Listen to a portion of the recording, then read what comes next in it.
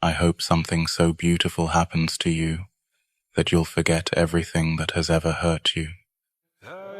Be thankful for the people who spoke to the winner in you before you ever started winning. Sometimes we forget to thank the people who make our lives better just by being in them. So thank you for being you. Thank you for being the person I can have deep conversations with, but also laugh with over the smallest, most random things. Find someone who enjoys your madness, not someone who forces you to be normal. The things that make you happy don't have to make sense to anybody else. Butterflies can't see their own wings, but everyone else. 3 things a loyal person never does. And if someone does even one of these, don't call it loyalty. Number 1. A loyal person will never make you question where you stand. They don't flirt with options, they don't entertain maybes, and they don't keep people around just in case. To them, loyalty isn't a role, it's a lifestyle. Number 2. A loyal person doesn't disappear when things get difficult. They don't go silent when you need them the most. They don't switch up when you're hurt, stressed, or not at your best. Real loyalty isn't just there for the good moments. It stays even in the moments you're hardest to love. Number 3. A loyal person will never betray your trust behind your back. They won't let others disrespect you. They won't hide conversations, delete messages, or act different when you're not there to see it. Because loyalty is who they are, not something they turn on and off when it's convenient. So remember, loyal people are rare, and if you have one, don't take them for granted. And if you don't, be one yourself, because the right person will notice. One of the most painful things in life is loving someone you can't have. You know they're not yours. Your brain understands that, but your heart doesn't care. It still skips when they smile, still softens when they speak. And you just sit there pretending it doesn't hurt, pretending you're fine, being just friends, pretending you don't feel what you feel every time they're near. It's the kind of pain that's quiet but heavy. You can't be mad because they didn't do anything wrong. You can't be sad because nothing technically happened. You just exist in that in-between space of wanting and letting go at the same time. You tell yourself to move on, to stop, to feel this way about someone who's actually available. But feelings don't work like that. You don't get to choose who you love. And the worst part, even knowing you can't have them, you'd still choose them every single time. Some women think a relationship is all about them, their feelings, their comfort, their happiness, and that's not wrong, until they forget the man in the relationship is a human being too. He has his own struggles, his own pressures, his own battles that don't always get spoken about. He shows up, he provides effort, he carries responsibility quietly, but somewhere along the way, the relationship becomes one-sided. His patience is expected. His sacrifices go unnoticed. His silence is misunderstood as strength. And when he finally pulls back, people ask, what changed? What changed is that he stopped feeling seen. A real relationship isn't built on one person's comfort. It's built on mutual care, mutual effort, mutual understanding. Love isn't just about being supported. It's about supporting back. Because when a man feels appreciated, he gives more than he's asked for. But when he feels invisible, he slowly checks out. Not out of anger, but exhaustion. A relationship works best when both people feel like their emotions matter. Not just one. She doesn't say, I love you, like a normal person. Instead, she'll laugh, shake her head, give you a little smile, and say, you're an idiot. You're an idiot? Yep. If she tells you you're an idiot, you are a lucky man. And if she does say I love you, she's already broken up with you in her mind. I'm impressed by how much you remembered.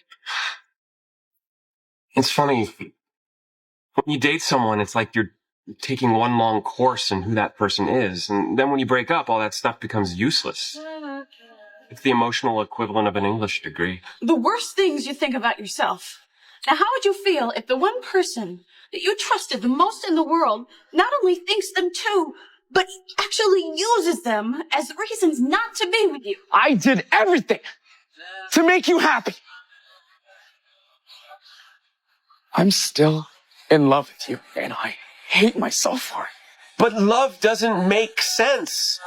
I mean, you can't logic your way into or out of it. Love is totally nonsensical, but we have to keep doing it or else we're lost and love is dead and humanity should just pack it in.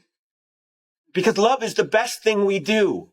You will never forget the day you met them for the first time, completely unaware of how much they would come to mean to you. That's the strange part about life. The biggest moments never announce themselves. You didn't feel the earth shift when they walked in. You didn't know their voice would become familiar. Their presence would become comfort. Their absence would one day echo. You were just living blind to the fact that this ordinary encounter would stay with you longer than most memories. They didn't arrive with meaning. You gave it to them slowly, unknowingly, and by the time you realized how much they mattered, it was already too late to go back and experience it more fully. Too late to ask the questions you didn't yet know you'd someday need answers to. You never saw the moment for what it was.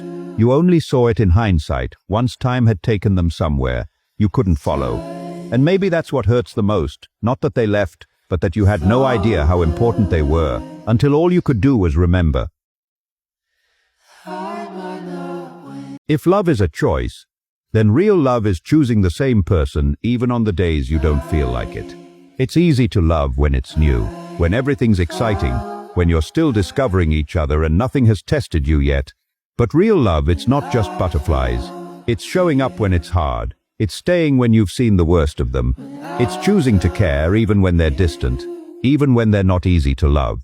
Because feelings fade, they change, they shift with time. But choice is constant. You choose to understand, you choose to forgive, you choose to stand beside them, even when the world feels like it's pulling you apart. Love isn't just a spark. It's a decision to keep lighting the fire, even when life tries to put it out. It's choosing the same person again and again, not only when they're easy to love, but when they're tired, unsure, and human, and trusting that in their own way, they're choosing you too. If loving me was so hard and draining, I'm truly sorry for all the weight I added. I know I'm not the easiest to hold, not the easiest to understand. I regret all the moments I made it more difficult for you. I'm full of flaws and contradictions. I'm sorry for the times I've tested you, the times I've caused any exhaustion. Please just know I never meant to cause any of it. Yet I hope you see the love I was trying to give you. I'm sorry if loving me felt like a burden. With that said, even though it was hard, I cherished every bit of love you've given me, and I'll always be endlessly grateful for you. I know I didn't always show love the right way, but it was real. There were days I was distant, but it wasn't because I didn't care. I was just scared you'd see the mess I was and walk away. But you stayed longer than most, and that means more to me than you'll ever know. When you hurt someone who truly cared and they still treat you with love and respect, you don't realize it yet, but you just lost something rare. You didn't just lose a person. You lost a soul that loved you beyond your flaws, a heart that still chose you even when you didn't deserve it. Most people, once you cross them, they're done. They'll block you, hate you, act like you never existed. It doesn't matter how loyal you once were or how much history you shared. Once you break their trust, you're gone. But some hearts are built different. Even after being broken, they still find reasons to care. They forgive not because they're weak, but because their love runs deeper than your mistakes. They choose peace over revenge. If you ever lose someone like that, you didn't just lose love. You lost a kind of soul this world doesn't make anymore. Most people leave after one mistake. The one who stays, even after the hurt, that's a heart you'll never find twice. After a breakup, if someone keeps clinging to you, wanting to text you constantly, trying to reach out, no matter how much you don't want to get back together or how much you dislike them right now. I hope you can hear me out on what I'm about to say. It might change how you feel. Do you believe that dating anyone is pretty much the same? Every relationship goes through the honeymoon phase, conflict phase, and the mundane phase.